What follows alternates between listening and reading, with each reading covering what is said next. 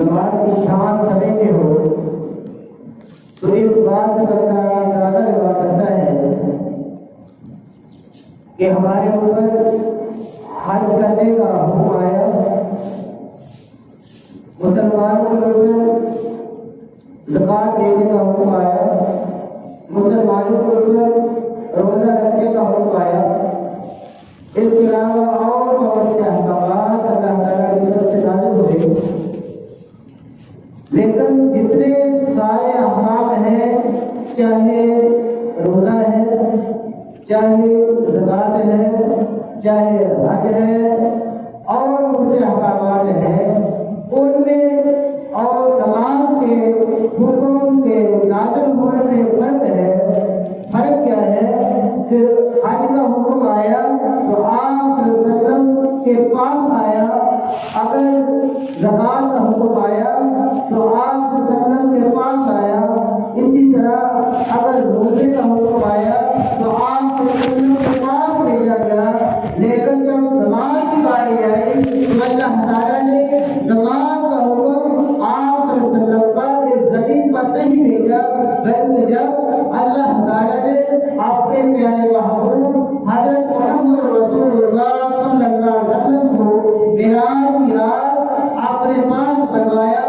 اور لوگوں کو بتایا کہ نبی تو سارے شان والے ہیں، نبی تو سارے مقام والے ہیں، نبی تو سارے عظمتوں والے ہیں، لیکن آپ دنیا والوں، میں آج آپ کو بتانا چاہتا ہوں آدم علیہ السلام بھی شان والے نبی ہیں، نوح علیہ السلام بھی شان والے نبی ہیں، ابراہیم علیہ السلام بھی شان والے نبی ہیں، اسماعیل علیہ السلام بھی شان والے نبی ہیں، موسیٰ علیہ السلام بھی شان والے نبی ہیں، عیسیٰ بھی شان والے نبی ہیں، لیکن آج میں آپ کو بتاؤں کہ سب سے زیادہ شان، سب سے زیادہ مقام، سب سے زیادہ جو ہستی میرے قریب ہے وہ کون ہے؟ وہ محمد رسول اللہ کی ہستی ہے۔ اللہ تعالیٰ نے اپنے محبوب کو اپنے پاس بنوایا، علاج کیا،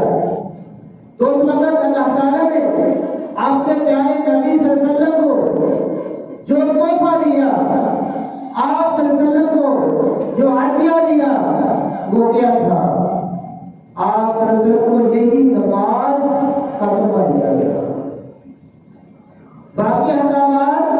آپ صلی اللہ علیہ وسلم پر نازل ہوئے اسی زمین پر، لیکن جب نماز کی باری آئی تو اللہ تعالیٰ نے اپنے محبوب صلی اللہ علیہ وسلم کو اپنے پاس بنوایا اور پاس بنا کر اپنے محبوب کو تحفہ دیا۔ یہ نماز کا کیا مقام ہے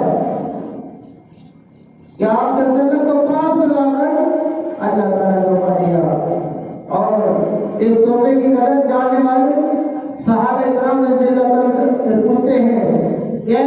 پیارے نبی صلی اللہ علیہ وسلم آپ نماز کو کیا سمجھتے ہیں؟ تو صحابہ جواب دیتے ہیں کہ ہمیں ہم اللہ تعالیٰ سے ملاقات کرنے کا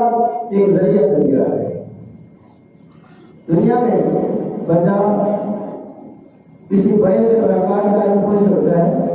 کسی بڑے عہدے دار کے ساتھ ملاقات ہوتی ہے، بندہ فخر کرتا ہے کہ آج میری بڑے عہدے دار سے ملاقات ہوئی ہے، مجھے کسی بہت بڑے افسر کے ساتھ ملنے کا موقع ملا ہے، مجھے کسی بادشاہ وزیر کے ساتھ ملنے کا موقع ملا ہے۔ لیکن نماز ایک ایسی عبادت ہے، نماز ایک ایسا حکم ہے کہ 5 بار ہر امیر کو، ہر غریب کو، ہر عورت کو، ہر مرد کو، ہر مسلمان کو اللہ تعالیٰ سے ملنے کا موقع دیا جاتا ہے۔ غریب ہے، ٹھیک ہے، دنیا میں بڑے ہوتے والوں کے پاس تو نہیں جا سکتے، بڑے لوگ آپ کو اپنے پاس نہیں آنے دیتے، لیکن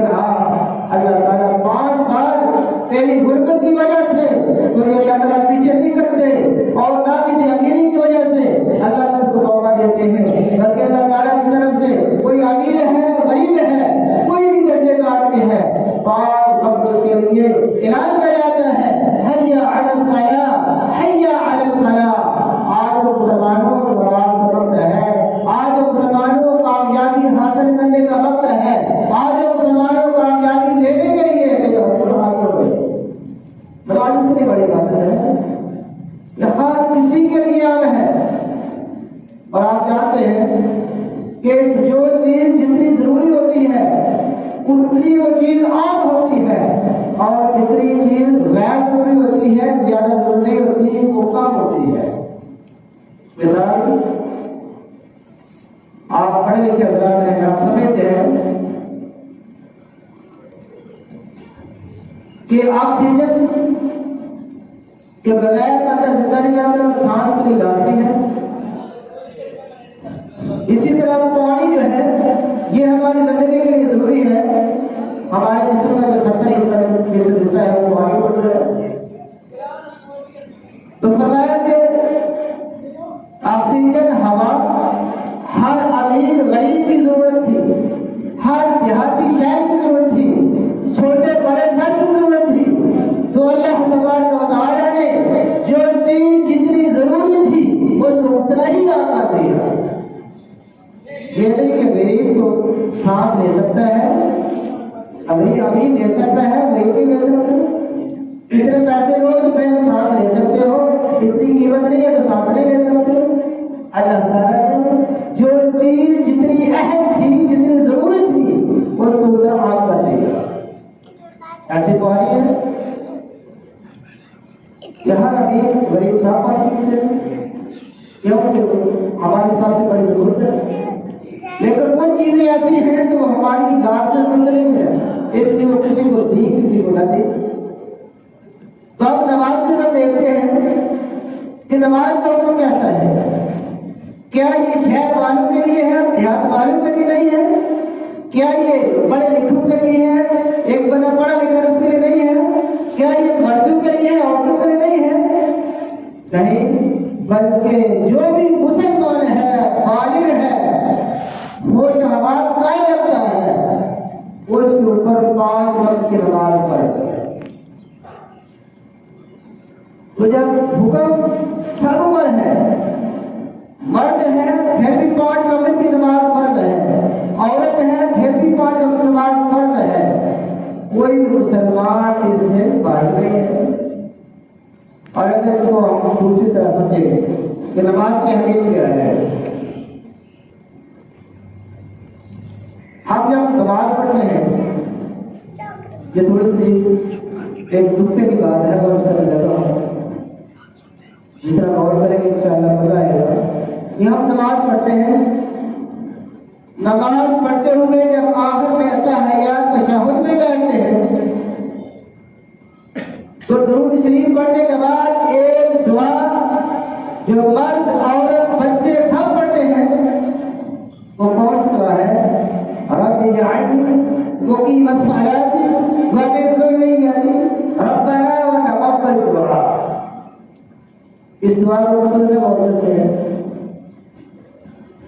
نماز پڑھنے والا ایک بزرگ ہے، وہ کہتا ہے رب اجعلنی مقیم الصلاۃ ومن ذریتی، اے اللہ مجھے نماز کا پابند بنا دے، قائم کرنے والا بنا دے، ومن ذریتی مجھے بھی اور میری اولاد کو بھی۔ بزرگ نماز پڑھتا ہے، دیکھنے میں سمجھ میں بات آتی ہے کہ ہاں یہ اپنے لیے بھی دعا مانگ سکتا ہے اور اس کی اولاد بھی ہے، اس کی دعا مانگ رہا ہے۔ ایک عورت ہے، وہ نماز پڑھتی ہے، وہ بھی کہتی ہے اللہ مجھے بھی نماز کا پابند بنا، میری اولاد کو بھی نماز کا پابند بنا دے۔ سمجھ میں بات آتی ہے، بڑی عورت ہے، خود بھی نماز کی پابندی مانگتی ہے، اپنی اولاد کے لیے نماز کی پابندی کی دعا کرتی ہے، لیکن یہ نماز کی دعا صرف بزرگ آدمی، بڑا آدمی، شادی شدہ آدمی کو نہیں مانگتا، بلکہ یہ نماز کی دعا وہ بھی مانگتا ہے جو ابھی بالغ ہوا ہے لیکن اس کے بچے نہیں ہیں، وہ بھی مانگتا ہے جو ابھی تک نابالغ ہے، پھر بھی اللہ سے مانگتا ہے اے اللہ مجھے بھی نماز کا پابند بنا دے، اے اللہ میری اولاد کو بھی نماز کا پابند بنا دے۔ سوچنے کی بات ہے کہ بڑا تو ہے، اس کی تو اولاد ہے لیکن چھوٹا ہے، نابالغ ہے، بلکہ بالکل چھوٹا بچہ ہے، 7-8 سال کا بچہ ہے۔ اللہ تعالیٰ نے اس کے منہ سے زبان سے بھی یہ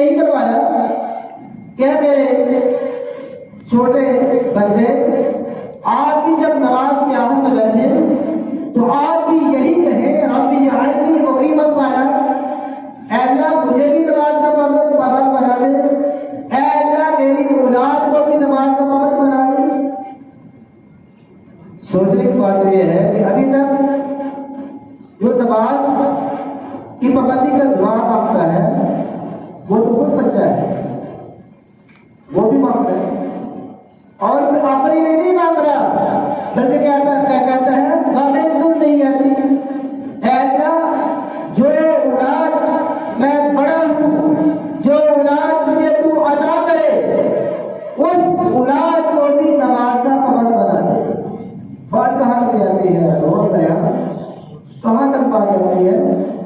ابھی تک عمر چھوٹی ہے، خود بچہ ہے، سمجھ میں بات آتی ہے، بڑا مانگتا ہے، اپنے لیے بھی مانگ سکتا ہے، آپ کی اولاد کے لیے بھی مانگ سکتا ہے، لیکن یہاں جو بات اس بچے کی جا رہی ہے جو خود بچہ ہے لیکن وہ بھی دعا کرتا ہے، ربی اجعلنی مقیم الصلاۃ، اے اللہ مجھے بھی نماز کا پابند بنا دے، اے اللہ بے شک ابھی میں خود بچہ ہوں، میری اولاد نہیں ہے، لیکن پھر بھی نماز اتنا بڑا حکم ہے، نماز اتنی بڑی عبادت ہے کہ بے شک میں خود بچہ ہوں لیکن اللہ میں مانگتا ہوں۔ لوگوں کو سمجھانے کے لیے بتا دیا کہ اتنا بڑا حکم ہے، اپنے لیے بھی مانگو اور بے شک تمہارے ابھی تک اولاد کی نعمت نصیب نہیں اس کے لیے بھی مانگو۔ کتنی دور کی بات کرتے ہیں، اس سے کیا پتہ چلتا ہے کہ نماز کی اہمیت بہت زیادہ ہے، بہت زیادہ ہے۔ پھر نماز کے بارے میں ہی حضرت نبی کریم صلی اللہ علیہ وسلم کے احادیث مبارکہ اور قرآن پاک کی آیات مبارکہ کثیر تعداد میں ہے۔ قرآن پاک میں دیکھیں تو سب سے زیادہ حکم نماز کا جاتا ہے، احادیث مبارکہ میں دیکھیں اور جو مسائل ہیں ان میں سب سے زیادہ آپ کو نماز کے مسائل ملیں گے۔ وجہ کیا ہے کہ یہ سب سے اہم اور ضروری عبادت ہے، لیکن آج ہمارا اس عبادت کے ساتھ کیا رویہ ہے؟ آج اس عبادت کے ساتھ ہمارا کیا سلوک ہے؟ کتنے لوگ ہیں جو 5 وقت کی بات ادا کرتے ہیں؟ کتنے لوگ ہیں جو پابندی سے 5 وقت کی نماز ادا کرتے ہیں؟ کتنے لوگ ہیں، کتنے گھر ایسے ہیں جہاں پہ سارے افراد 5 وقت کی نماز ادا کرتے ہیں؟ ہم آپ نے کتنے نماز دیکھی اور اس بات کو اور دوسری طرف نماز کی اہمیت کتنی ہے اس پر غور کریں۔ تو نماز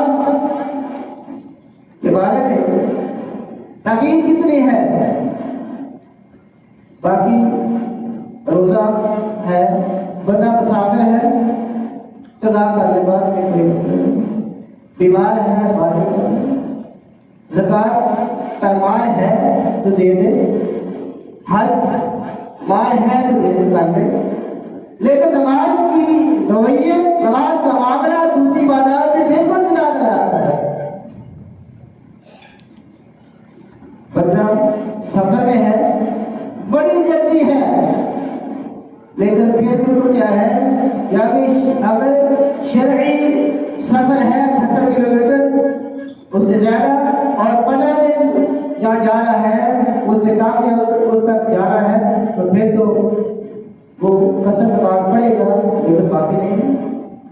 راستے میں جا رہا ہے، سفر ہے، جلدی کا سفر ہے،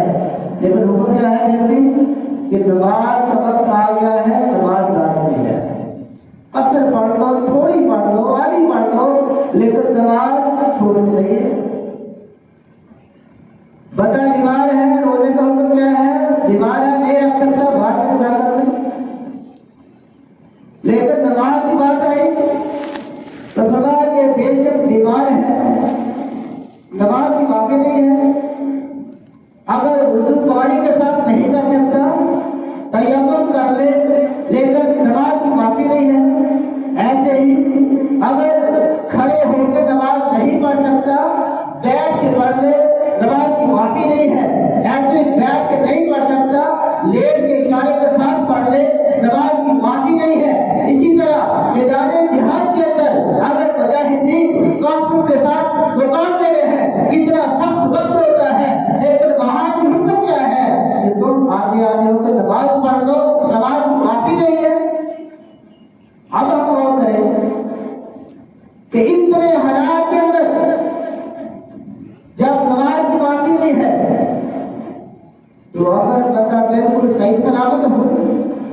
تندرست ہو، اللہ تعالیٰ کی رحمت سے فائدہ اٹھا رہا ہو، اور 5 وقت اللہ تعالیٰ کے در سے حی علی الصلاۃ حی علی الفلاح کی آواز آئے، اور پھر بندہ اپنے گھر میں بیٹھا رہے، اپنے بستر پر بیٹھا رہے، تو پھر اس کے لیے کیا ہے؟ قرآن پاک میں آتا ہے کہ وہ لوگ ایمان والے ہوں گے، ایمان والے ہوں گے لیکن جہنم میں جائیں گے۔ پوچھا جائے گا تم کس وجہ سے جہنم میں آئے ہو؟ وہ آگے جواب دیں گے لم نکن من المصلین، ہم نماز پڑھنے والے نہیں تھے، ہم نماز پڑھنے والے نہیں تھے۔ تو نماز کتنا بڑا حکم ہے؟ حدیث پاک میں آتا ہے کہ جو بندہ نماز کی حفاظت کرتا ہے، یہ نماز اس کے لیے قیامت کے دن نور ہوگی، یہی نماز قیامت کے دن اس کے لیے دلیل حجت ہوگی، برہان ہوگی، وہی نماز اس بندے کے لیے قیامت کے دن نجات کا ذریعہ ہوگی۔ قیامت کا دن ہوگا، ہماری دنیا کی آگ ہے،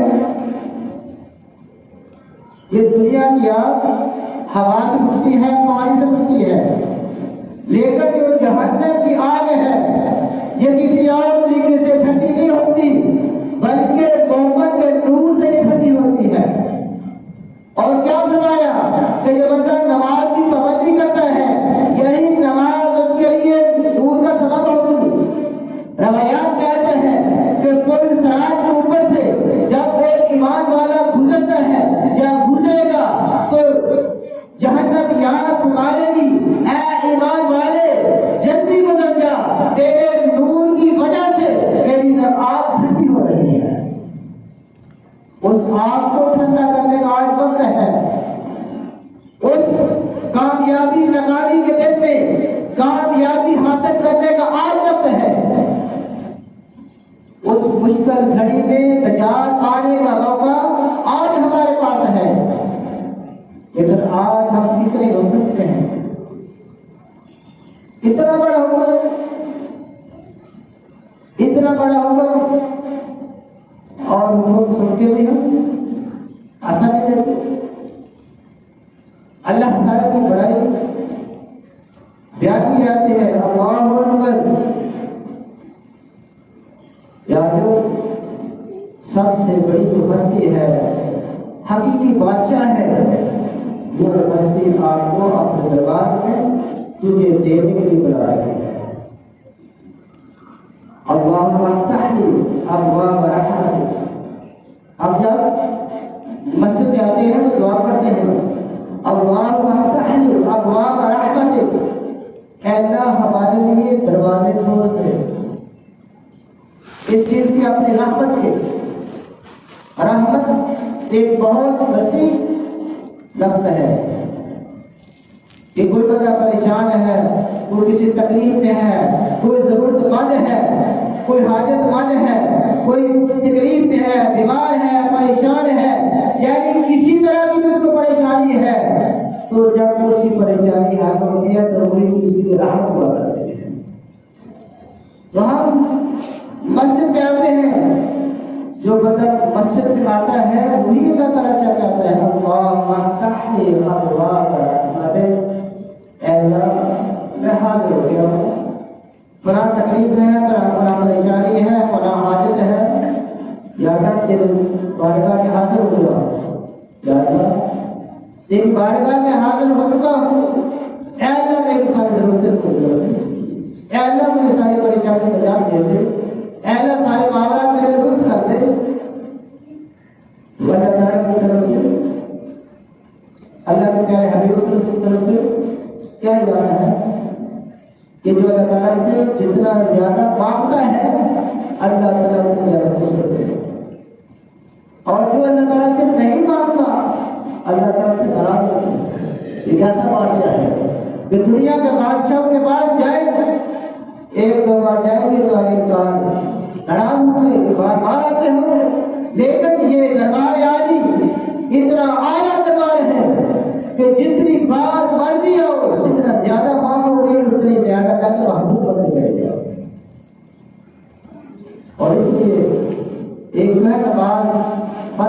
بندگانہ نماز، اس کے علاوہ نفل کی نماز ہے وَاسْتَعِينُوا بِالصَّبْرِ وَالصَّلَاةِ، کہ کوئی بھی تکلیف، کوئی بھی پریشانی، کوئی بھی معاملہ ہو تو صبر کے ذریعے اور نماز کے ذریعے اللہ تعالیٰ سے مدد کرو۔ آج ہم بیمار ہوتے ہیں، کتنے لوگ ہمارے ایسے ہیں کہ جو دوائی دینے سے پہلے نماز اثر پڑھ کے پھر دوائی دینے کے لیے جاتے ہیں۔ کتنے لوگ ایسے ہیں کسی کو کسی کے ساتھ کوئی حاجت کو ضرورت پیش آتی ہے، کتنے لوگ ایسے ہیں کہ پہلے اللہ تعالیٰ سے مانگ کر پھر کسی کے پاس جاتے ہیں، کیونکہ اللہ تعالیٰ نے طریقہ بتایا ہے کہ جب بھی تمہیں کوئی چھوٹی حاجت ہو، کوئی بڑی حاجت ہو، کوئی ضرورت ہو، کوئی پریشانی ہو، وضو کرو، نماز پڑھو، دعا مانگو، اس کے بعد اپنا اسباب کے لیے چلے جاؤ۔ لیکن جو حضرات اس نعمت سے واقف ہیں وہ اپنے ہر کام میں، ہر مشکل میں، ہر پریشانی میں یہ عمل کرتے ہیں، اور اللہ تعالیٰ کی ایسی مدد فرماتے ہیں کہ دنیا والے حیران ہوتے ہیں کہ یہ بندہ کیسے کامیاب ہوتا ہے، کیسے کامیابی سے ہوتی ہے۔ اس لیے آخر میں یہ گزارش ہے کہ ہم نماز کی اہمیت کو سمجھیں کہ نماز کسی حال میں بات نہیں ہے، مرد ہو عورت ہو، جو بھی بالغ مسلمان اور ملک حواس میں ہو، کسی شرط کو معاف نہیں ہے۔ اور نماز اللہ تعالیٰ کی حضور حاضری ہے، اور جو کچھ دینا ہو اس دربار سے ملتا ہے۔ بندہ مانگ کو دیکھیں، ہر چیز جہاں سے ملتی ہے، جتنے در ہم جاتے ہیں سب در کو چھوڑ کر ایک در کے ہو جائے، ایک سجدہ جسے تو گھرا سمجھتا ہے، ایک سجدہ جسے تو گھرا سمجھتا ہے، ہزار سجدہ دیتا ہے اور بالکل اجازت اس کو آگے پیچھے دوڑنے کی نہیں آتی، جو دوڑ کے مسجد آتا ہے، اور جو مسجد نہیں آتا وہ کبھی کسی جگہ دوڑ جائے گا، کسی پریشانی لے کر رہے گا۔ اس لیے اللہ تعالیٰ سے دعا ہے کہ اللہ تعالیٰ اپنی نماز کی حقیقت سے